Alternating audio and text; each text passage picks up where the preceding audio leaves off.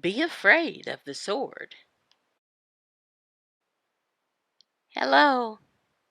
In our last devotional entitled Police Officers Are God's Servants, I was not talking bad about police, that we should just be afraid of them. What are we going to do? No, I wasn't talking about that. I was talking generally about police. There are some bad, there are, but God established them as authority over us, not just police, but also judges and government officials. And God established them to be over us, as we discussed in chapter 13, verse 3. Just talking generally. God put them to be over us for mine and your good. For rulers are not a terror to good conduct, but to bad. Would you have no fear of the one who is in authority? Then do what is good, and you will receive his approval, for he is God's servant for your good. That last verse, it says that if you and I don't want to have any fear, then generally we want to do good.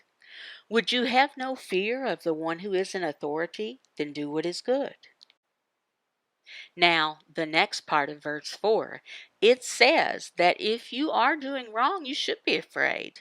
But if you do wrong, be afraid, for he does not bear the sword in vain. For he is the servant of God, an avenger who carries out God's wrath on the wrongdoer. That verse, it says to be afraid. The reason is because of the sword. An emblem.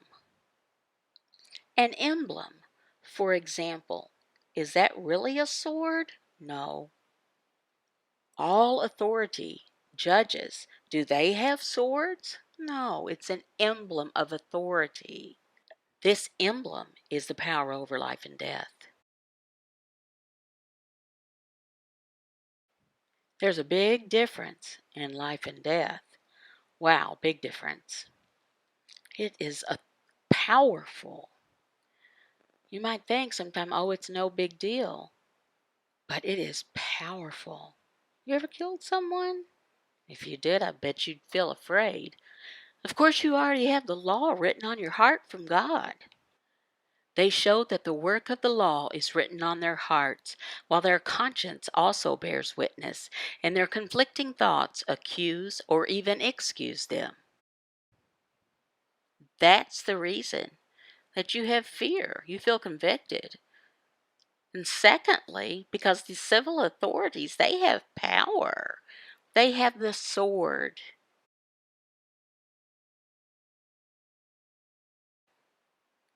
That's not like, oh, no big deal, there's no reason. No, it's not. It's not in vain. No, the law, it still stands. We obey. We do right by the law, or we do not. If we do not, then we're punished. But if you do wrong, be afraid, for he does not bear the sword in vain.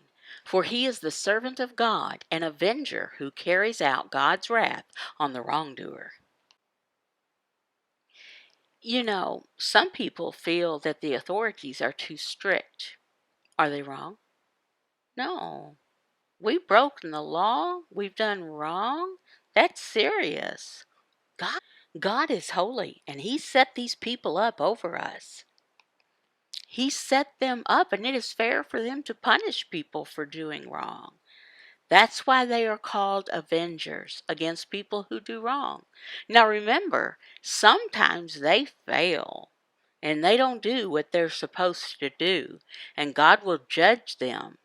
But the point in general is that God put others, authorities, over them, an avenger who carries out God's wrath on the wrongdoer.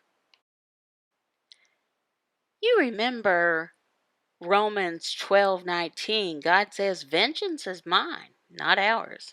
Beloved, never avenge yourselves, but leave it to the wrath of God, for it is written, vengeance is mine, I will repay, says the Lord. God himself, he avenges evil people through the civil authorities at his right time. Suppose someone broke into your home. Well, thank God that you have authorities that have the power over these people.